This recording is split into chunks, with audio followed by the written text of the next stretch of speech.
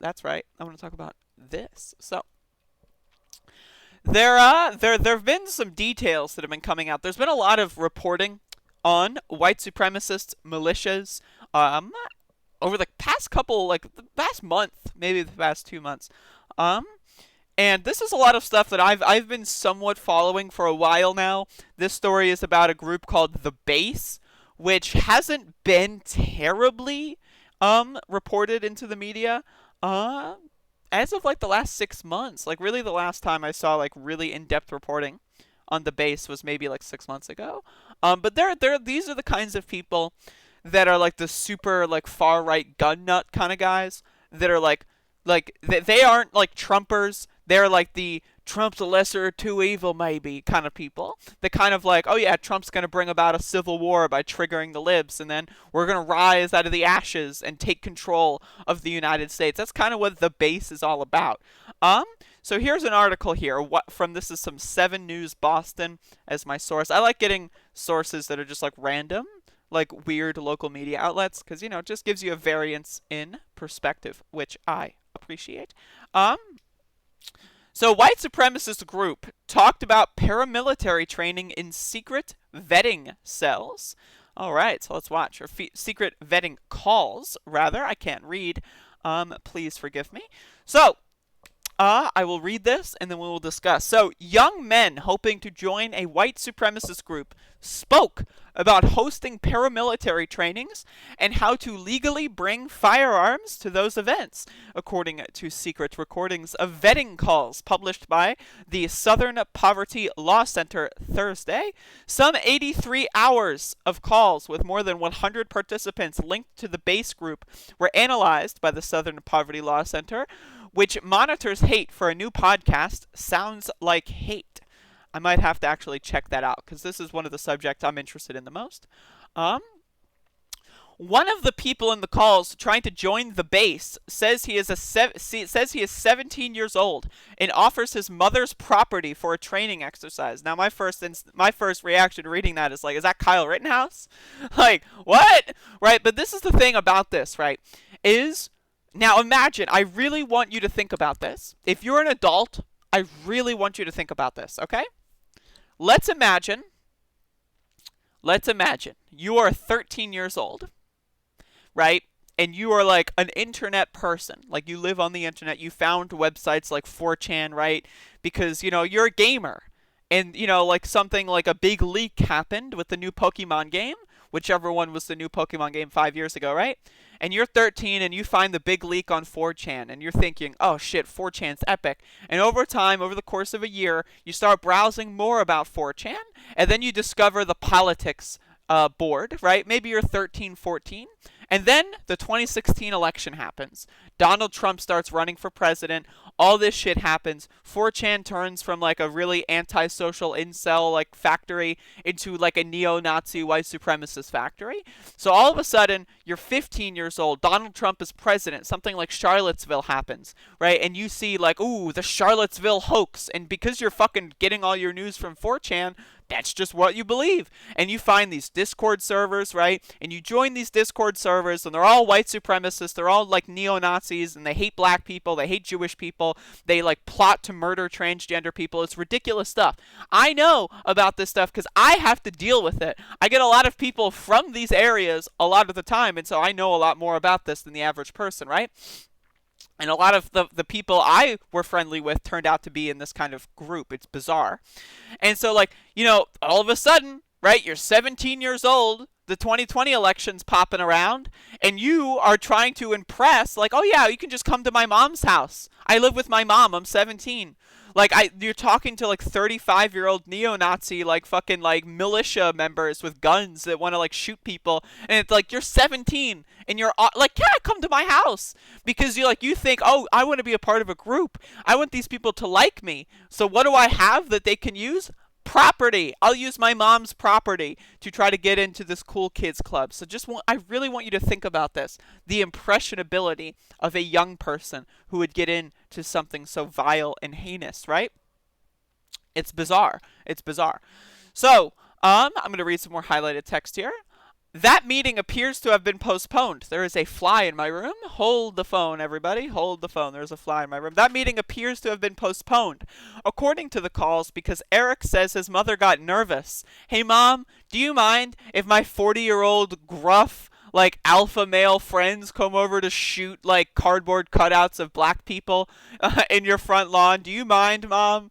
And the mom's like, yeah, sure. And then, like, a couple days later, she's like, wait, what? What did I agree to? Like, what? Right? It is unclear if it ever took place, but it gives insight into what the group values, how they operate, and how they view themselves. The SPLC's release of parts of the calls come at a time when U.S. intelligence services say domestic violent extremists, specifically white supremacist groups, are the most persistent and lethal threat in the homeland. The calls dating from 2018 until January 2020 were supplied by a confidential source, said Jamilia Paxima. I'm really bad at pronouncing names, I'm sorry. Co-host of the podcast.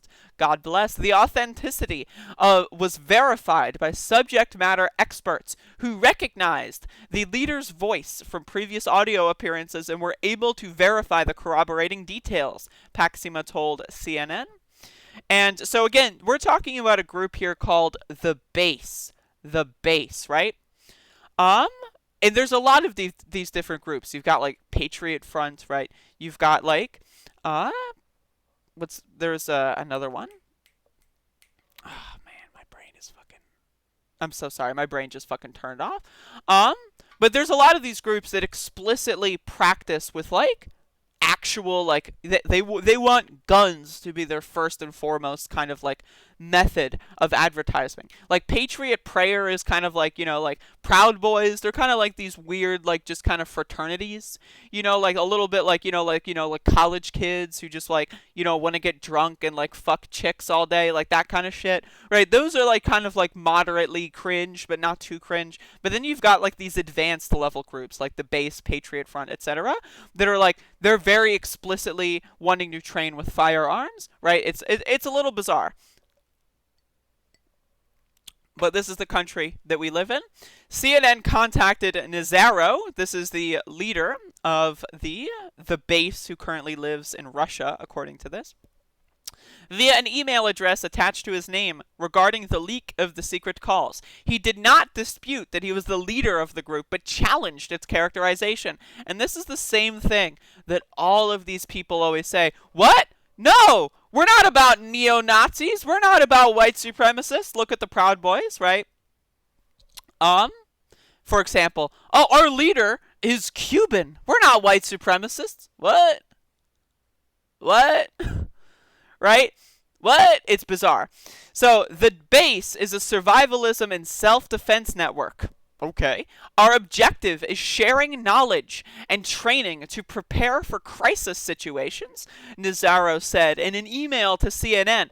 The base is not a neo-Nazi organization or a terrorist group. We do not encourage violence beyond self-defense situations. In the encrypted calls aired on the podcast, Nazaro said being pro-white was the main criteria for the membership. Isn't that interesting, right? Adding that there were many Nazis. Most of us are National Socialists, but there are others who just consider themselves white nationalists, he told one caller. Isn't that interesting?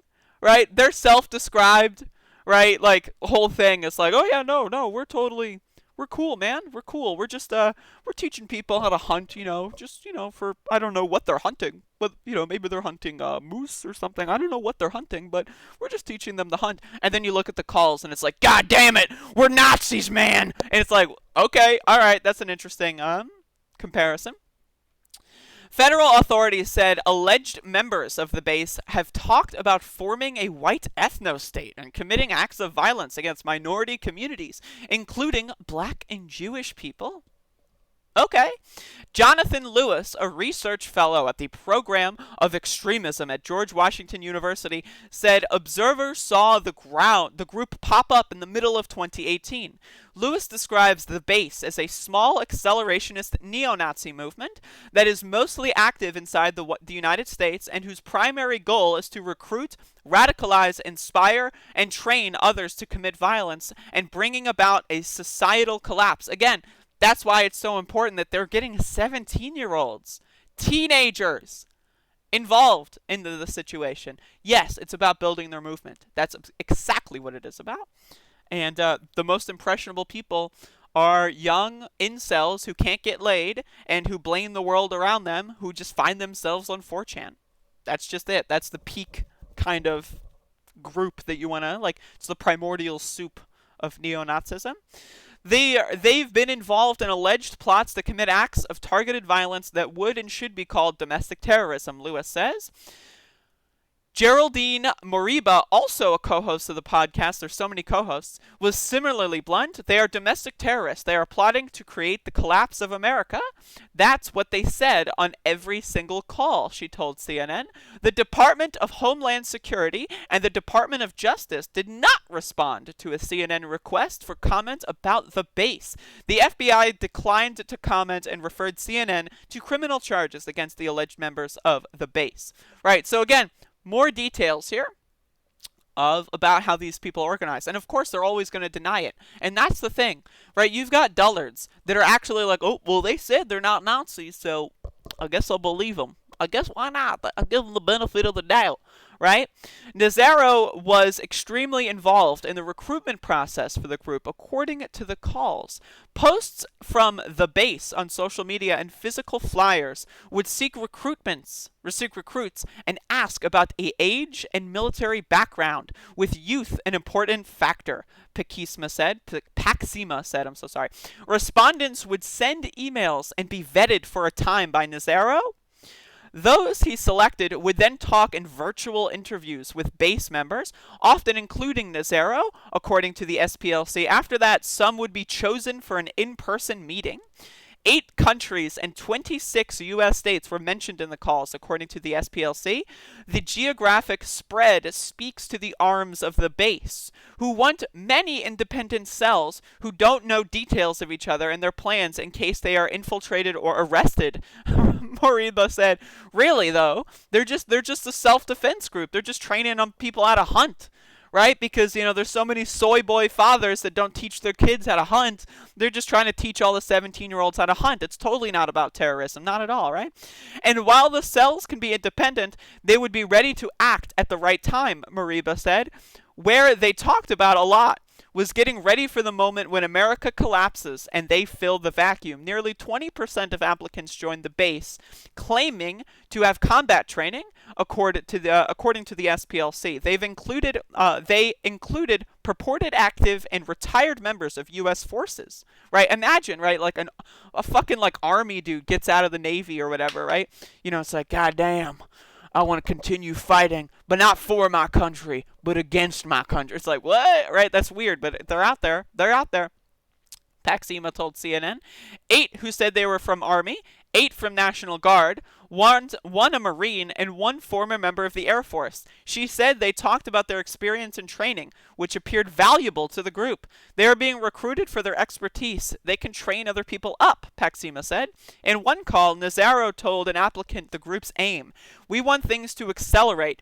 We want things to get worse in the United States. And from that point, by virtue of the chaos that ensues, that would naturally present some opportunities for us. Law and order starts breaking down. Power vacuums start emerging. Those who are organized and ready to take advantage of those. The whole idea is they want to kind of like they want to be like a death squad roaming like a Mad Max style America. That's kind of what it seems like. Nazaro told CNN in an email he was referring to how the socio-political system of America is irreparably broken, which, again, that's a somewhat accurate analysis. General Mark Milley, chairman of Joint Chief of Staff, was asked by NPR this month about extremism in the military and replied that it had been monitored closely for years. We pay close attention to symbols, tattoos, language, behavior, etc. for any member of the U.S. military that displays any sort of extremist behavior, he said. If instances were found, they were dealt with, Miley said, adding, I don't see it as a widespread issue in the military right now. I covered this story a couple months ago of National Guard members who were like had guns aimed at like black protesters, right? In DC, I think this was mid or early June. right? And then like they just are pointing guns at protesters. And then you look at their history, right? Their history was leaked, and it's all like anti-black racist shit that they've been posting, right? In texts and phone calls, like on Discord servers, right? And all in emails, right? These people have been doxxed to be neo-Nazis, right? Imagine a situation where a neo-Nazi has a gun and is wearing a badge issued by the United States government to aim their gun to keep the peace. Now, fortunately, they didn't end up in a Boston Massacre situation, right? But still, the idea that someone can get that far holding a gun at protesters and be a neo-Nazi is a little bit bizarre, right? So I don't think that they're doing enough to combat neo-Nazism spread in the military. Frank Mienk, a former neo-Nazi who went to prison for kidnapping in the 1990s, has long warned of the desires of extremists to connect with the military. It's what we were told by leadership to do, he told CNN, to cut our hair, get rid of our Nazi tattoos, and try to join law enforcement or the military to get training to help implement our plan, Mienk said. It was so that we could learn military training so that we could come back and destroy Sodom and Gomorrah, which we considered America. The SPLC plans to release more of the information they gleaned from the calls in coming weeks. I definitely am going to try to keep on this one because this is something I'm very interested about. White supremacists, hate groups, domestic terrorism. This is something that I've been directly affected by. There have been a lot of these groups that have come after me personally, and a lot of people that I know, and one of their things is they just want to kill people. That is their thing. Anyone who's not white, not straight, not male, not cis is on their murder list, and it's as simple as that. And you need to know that these people are out there, and if you're online, right, if you're in this media sphere, in this political sphere, you're probably on a list somewhere. So that's something I'm throwing out there, right? But yeah, pretty fucking scary stuff. So I thought I would read that at length because I find this stuff very valuable and very important. Because when Trump is gone, these people, they're not going anywhere, and that's what you need to understand. Trump being gone can maybe curb or limit the new applicants, right, for these organizations. It can maybe slow down the recruitment if Trump isn't president. But the people that are radicalized and the base, right, they're not going anywhere. And that's just what they do. So